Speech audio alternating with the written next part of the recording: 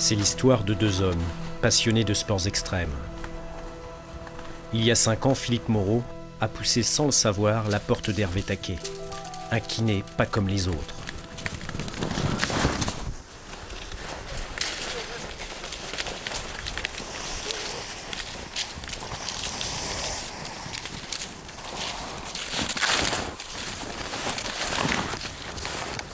Donc comme j'ai fait déjà des sports un petit peu violents, classiques, handball, du squat, des choses comme ça, donc on s'abîme assez vite. Donc il a commencé par me réparer. Puis une fois que j'étais bien réparé, il m'a dit je vais t'expliquer comment on peut se recasser un petit peu. C'est ça quoi. Voilà. Course de fond, ultra fond, raid en montagne. Leur vie est rythmée par les challenges sportifs. Il y a quelques mois, le marathon du pôle Nord. Cette fois, ils se préparent à un défi encore plus fou. Un marathon et un 100 km sur le continent le plus hostile de la planète, l'Antarctique.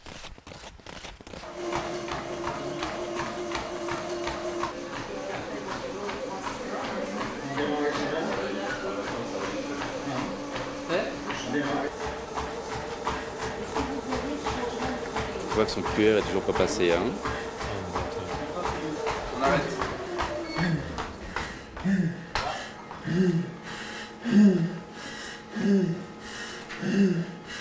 On était resté à 159, 160, 11, 12, 13 km/h, ça bougeait pas.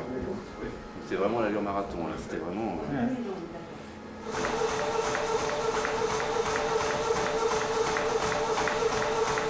Allez, là, on va passer à 12 km/h. Et c'est des vrais diesels, donc il faut qu'ils chauffent longtemps. Essaye de le tenir, là ça commence à plafonner, mais encore un petit peu de marge là. Allez, décroche pas là. Allez, c'est bientôt fini.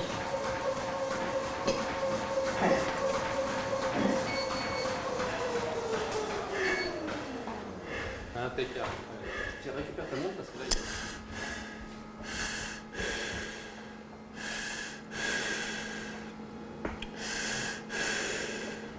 Si on va trop loin, ils sont là pour nous aider. C'est pour ça que c'est intéressant de le faire ici, parce qu'après, une fois qu'on est en course à l'autre bout du monde, on sait qu'on a été au bout, qu'il n'y a pas eu de problème. Donc, comme en course, de toute façon, on ira moins loin qu'ici.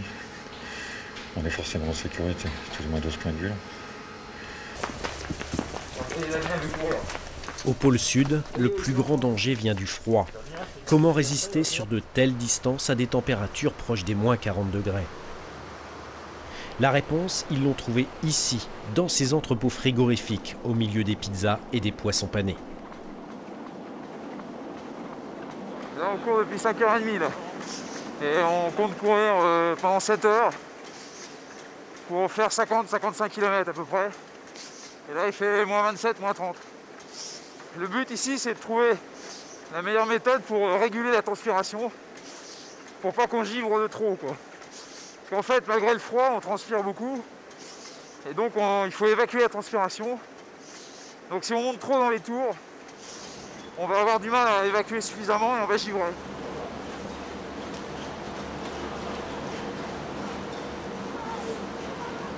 Chaque fois qu'on a un coup de mou, on pense à la famille, on pense à nos enfants, à nos femmes, et ça nous remonte le moral et c'est reparti.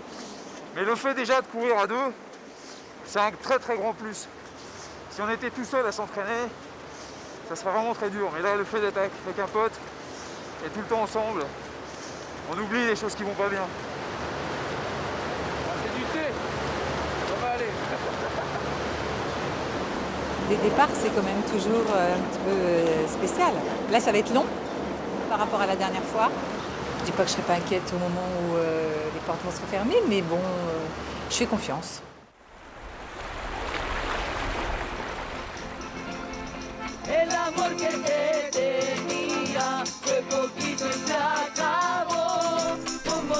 Punta Arenas, la ville la plus au sud du Chili, à 24 heures d'avion de Paris. Après 9 mois de préparation, c'est la dernière escale. Mais pour ce voyage au bout du monde, il reste quelques détails à régler, et pas des moindres. Voilà comment se présente la météo.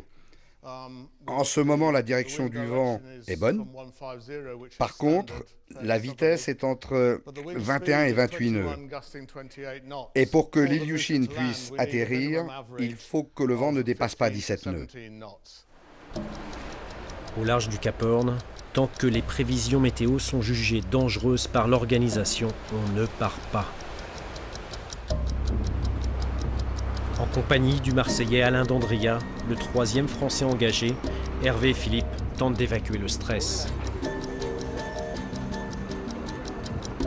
À cet instant, tous craignent que l'épreuve soit annulée. Ces jours d'attente sont très durs. Malheureusement, ça fait partie de ce genre de course où il faut attendre les conditions météo, la fenêtre exacte pour pouvoir aller sur l'Antarctique.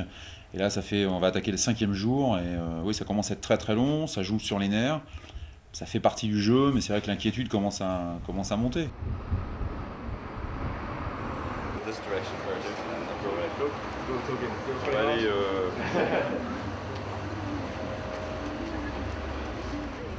La bonne fenêtre météo peut se présenter à tout instant. Les coureurs ont pour consigne de ne pas trop s'éloigner. Et cela fait déjà 6 jours que les marathoniens tournent en rond. Si on veut que les souvenirs soient intenses, si on veut que ces courses de l'extrême soient vraiment de l'extrême, il faut que malgré toute la préparation qu'on ait pu faire, il faut qu'il y ait encore de l'incertitude. Une fois que ça sera passé, ça nous fera des souvenirs immenses et c'est vrai qu'il y a toujours ce doute.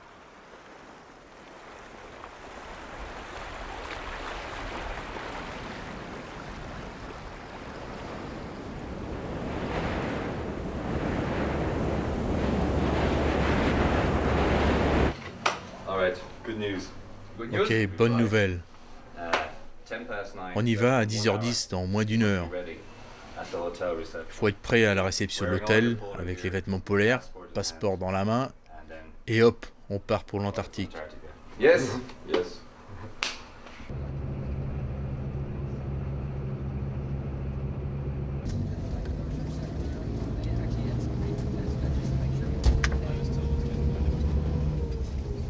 Ah, c'est Barnéo, c'est en fait un cadeau que nous ont fait des enfants d'un collège de Lisieux.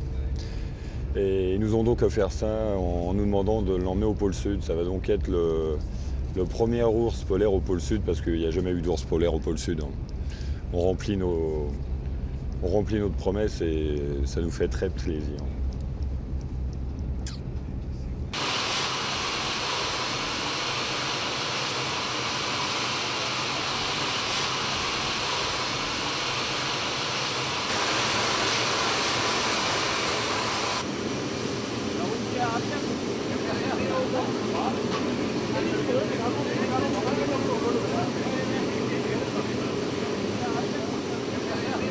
J'ai jamais fait un décollage avec autant de bidons de kérosène à mes pieds. Là, ça c'est mondial. Mais ça doit être dans les normes. Les normes françaises et les normes chiliennes ne sont pas les mêmes. On est quand même assis sur du pétrole. Hep. Ça y est, on monte. On a quitté là. Fantastique. Ouais.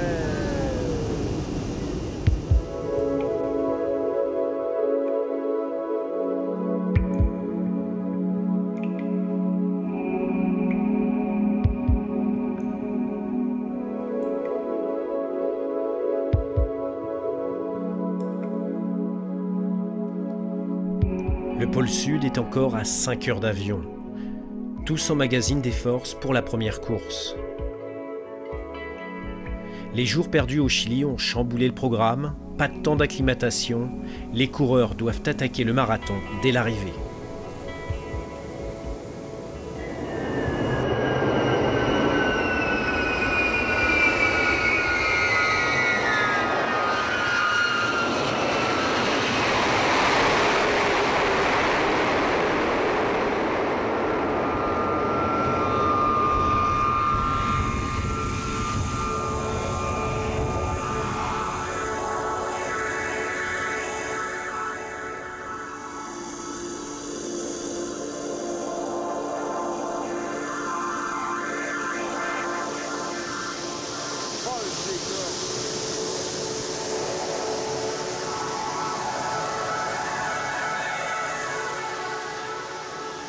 Rien à voir avec le pôle Nord.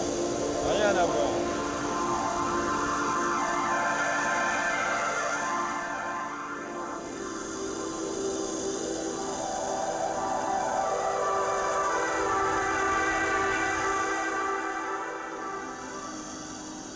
La course elle est secondaire parce qu'on n'y pense pas, on pense simplement à là où on est, quoi. C'est fabuleux. Maintenant Richard vient de nous expliquer le circuit, qu'il allait passer par là, qu'on allait faire le tour du massif. Bah, ça y est, la course on va être tout de suite dedans, surtout que si j'ai bien compris ça va être dans quelques heures. Donc on va être forcément dedans là. Il est 5 h du matin. À cette saison, le soleil ne se couche jamais. Température extérieure, moins 30 degrés. Sous les tentes, moins 5. Premier exploit, trouver le sommeil. Tac, nous c'est celle-ci. Nous c'est Worth. On dort chez Worth. Avec une vue d'enfer. Imprenable. On a une vue sur le rien. Ou sur le tout, comme on veut. Ce qui nous plaît, c'est peut-être retrouver un petit peu la sensation qu'ont les Iliens, d'être séparés de la société. Et quand on fait des courses comme ça, je crois que souvent on en a un ras-le-bol de la société en général, quoi. De la société qui est grouillante, qui parle beaucoup pour pas faire grand-chose. Là, on est face à nous-mêmes, on est face aux autres. Il n'y a pas de triche. Donc c'est de la sensation à l'état pur, c'est l'état humain à l'état pur.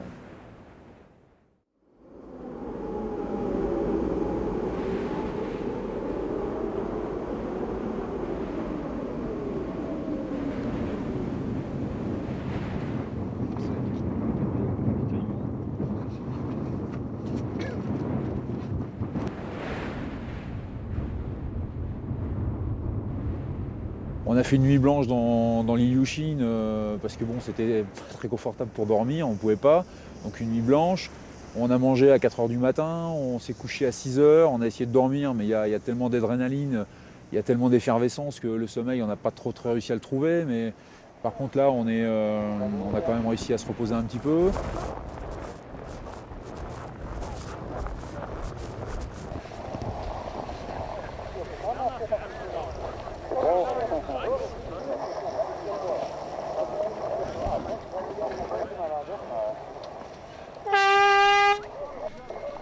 C'est l'heure de vérité, c'est parti pour 42 km.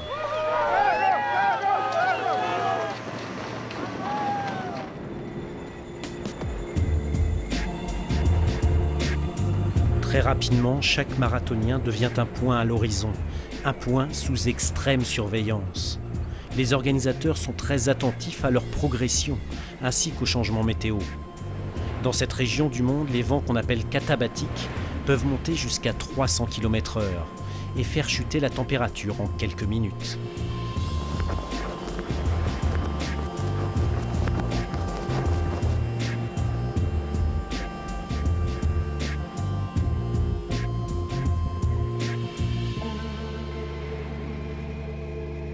Au niveau de la tête, c'était un petit peu dur parce que c'était blanc devant, blanc derrière, blanc à droite, blanc à gauche, c'était blanc partout.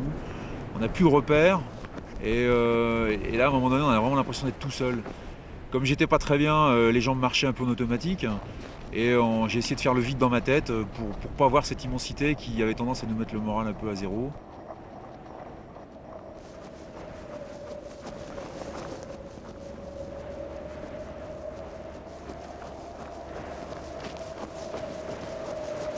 Au début, il était dur. 15 premiers kilomètres, grosse côte, d'entrée de jeu.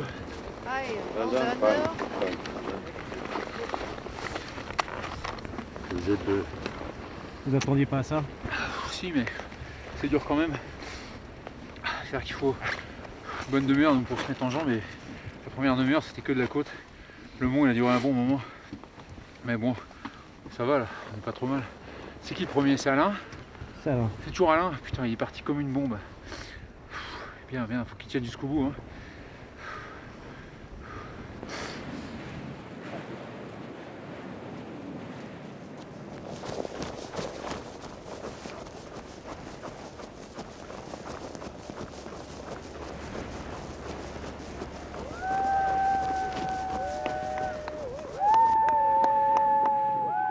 J'ai fait la course tout seul. personne devant, personne derrière. C'est encore plus dur, on n'a pas de repères, on n'a rien, il n'y a pas les kilomètres de marqués. On ne sait pas la vitesse qu'on roule, c'est abominable, abominable. Dans ce désert glacé, il y a très peu d'humidité. La visibilité est fantastique. Lors des derniers kilomètres, les deux Français ont l'impression de faire du surplace.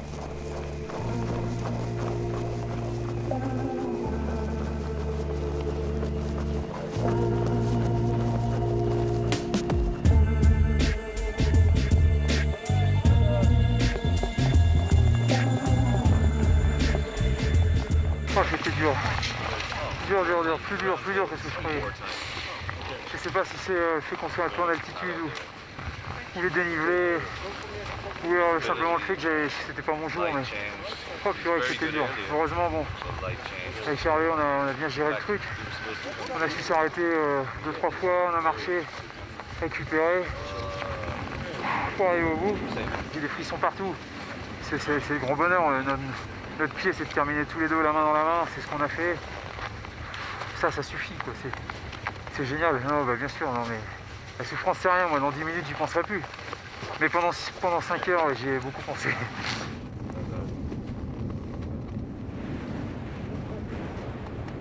Honnêtement, on en bave quand même sérieusement. Donc, bien souvent, après la ligne d'arrivée, on dit bon, on arrête les bêtises et puis on va se calmer un peu.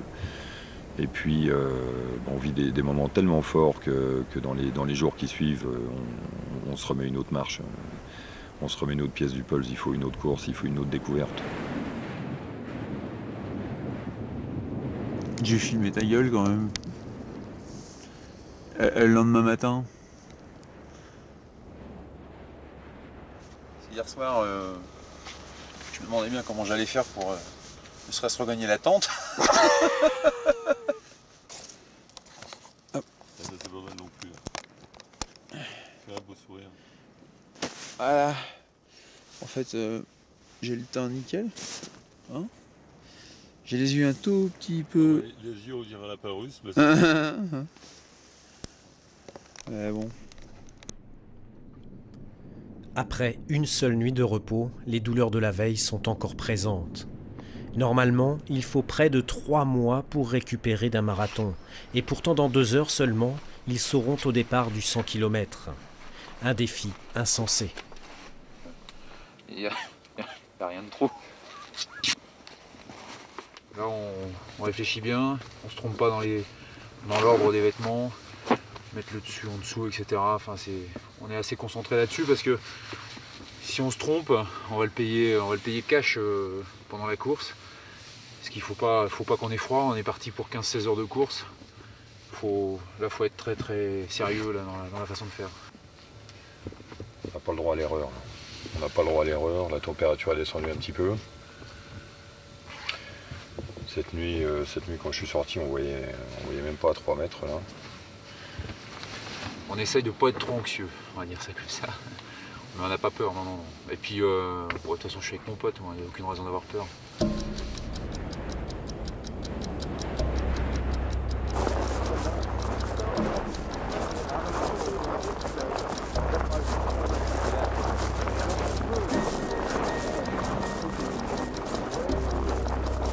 Richard, relax. Allez les mecs, relax.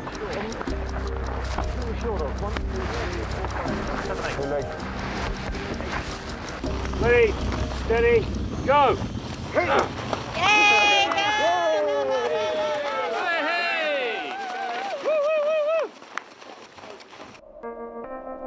Ils étaient 12 pour le marathon. Ils ne sont plus que 8 pour tenter l'aventure du 100 km.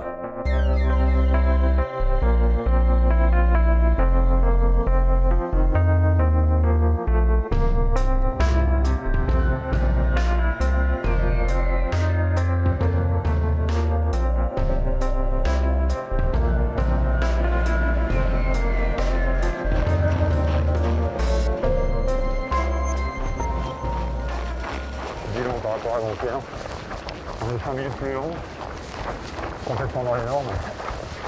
La grosse différence, c'est ça. On a 0,4 minutes. Il fait juste un petit froid, c'est l'équivalent. On est bien là. Voilà, super, on est bon.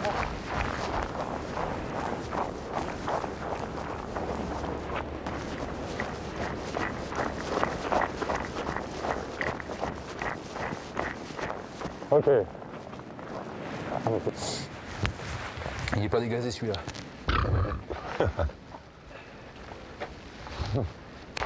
Heureux les fêlés, car il laisse passer la lumière. Voilà. Ça c'est notre locomotive. Encore combien de kilomètres là? 75. Et pour l'instant ce qui est bien c'est qu'on est super bien là.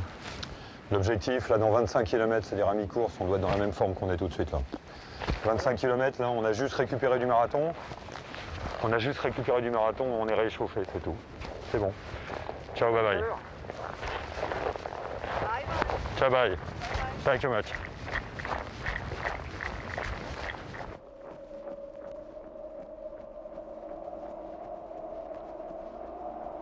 Comme pour les grands aventuriers qui cherchent à découvrir le monde, et ben nous on cherche à se découvrir nous.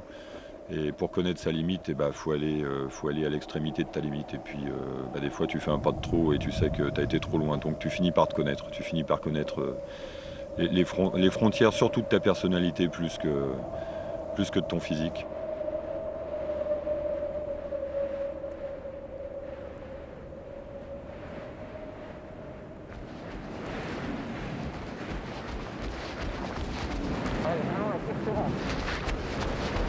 On a passé 5 ans dernier.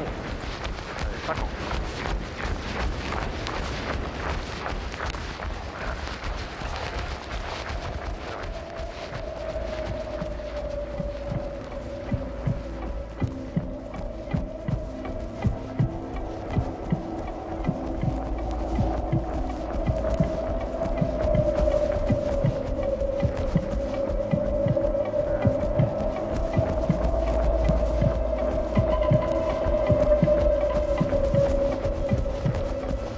Pas le choix.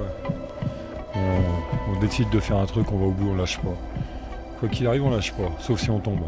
Il n'y a pas d'excuses. Il y a toutes les mauvaises excuses pour s'arrêter.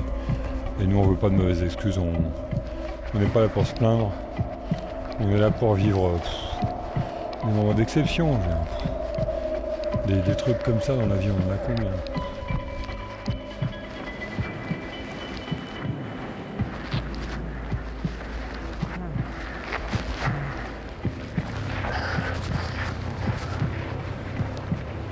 « 75e kilomètre.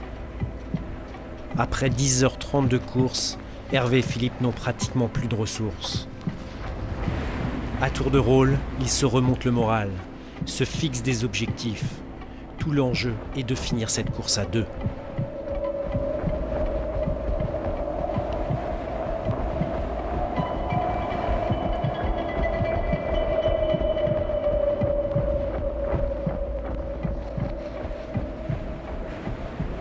C'est peut-être encore plus intéressant que de faire la course en soi, c'est de pouvoir rentrer et de faire ressentir aux autres tout ce qu'on a vécu, tout ce qu'on a souffert, tout ce qu'on a vu, et puis de voir les gens en face de nous qui ont des yeux qui brillent, voir nos enfants qui sont super fiers de nous, ça c'est un vrai bonheur dans la vie.